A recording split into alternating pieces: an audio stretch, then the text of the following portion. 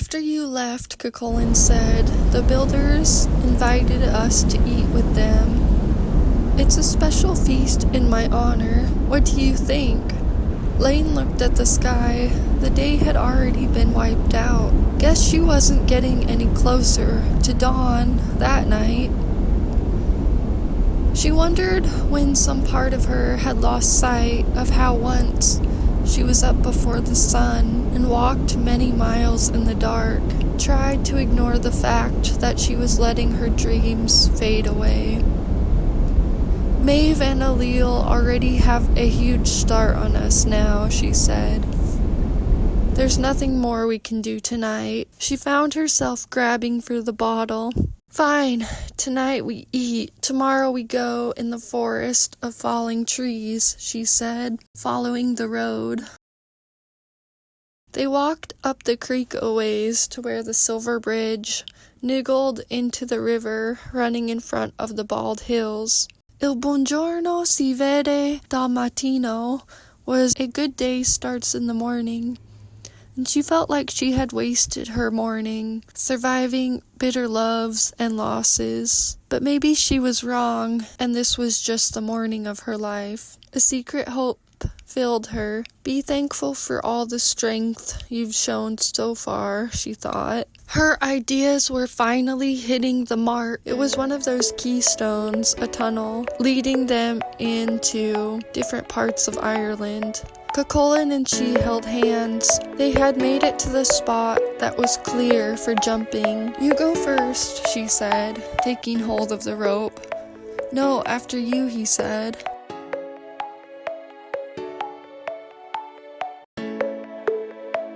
She jumped. She felt the impact of her body, like it was collapsing onto a mattress, and when she opened her eyes, she was flat on her stomach in what looked like an underground cave. I have to follow through on my vision. I have to follow through, even if it costs my own head.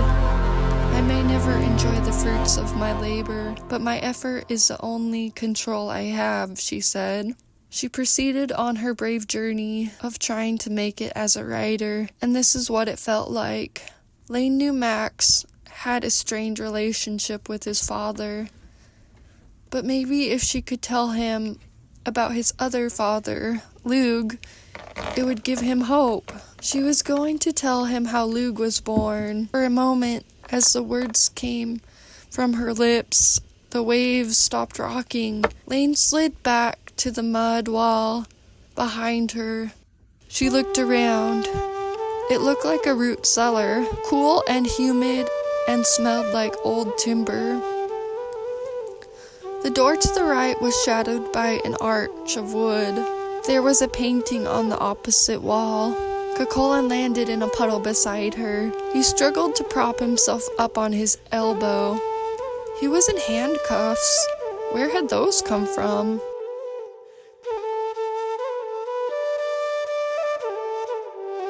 When he sat up, he shook his head from side to side, getting water out of his ears, and the long cords of his blonde hair flung water on her.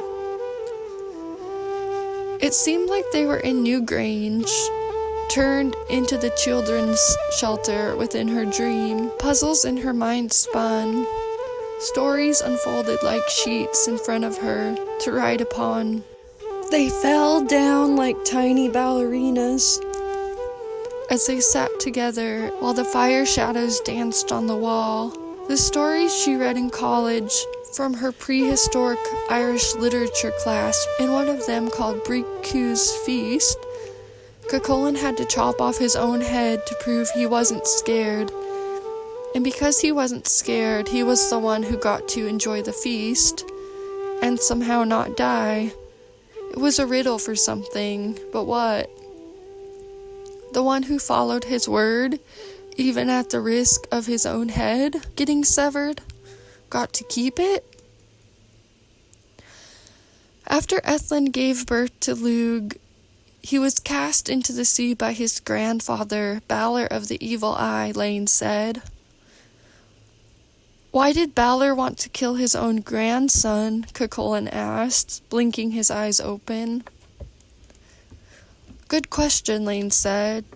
"Balor thought that one day his grandson would overtake him once he was fully grown, so he threw him into the sea before he got the chance. Then a kind woman found Lug and raised him.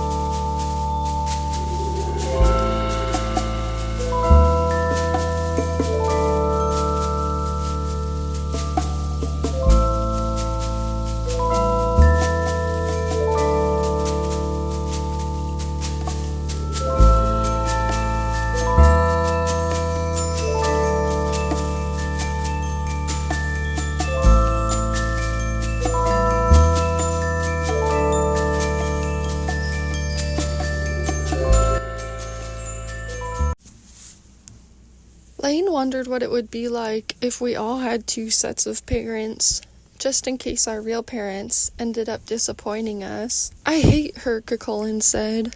"Who?" Laine asked. "I never told you, but Maeve and my dad dated," he said. "Even after they broke up, he still favored the children he had with her. He didn't want me anymore. I got in trouble, and Mom kicked me out of the house. I ended up living at the shelter home. His dad's choices probably had nothing to do with him." "What happened after that?" she asked. "Then I aged out," he said. "I got a job working at R&B Ranch.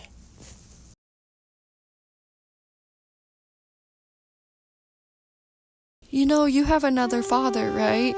she asked. "Whatever," Cuchulain said. Laine stared at the opposite wall.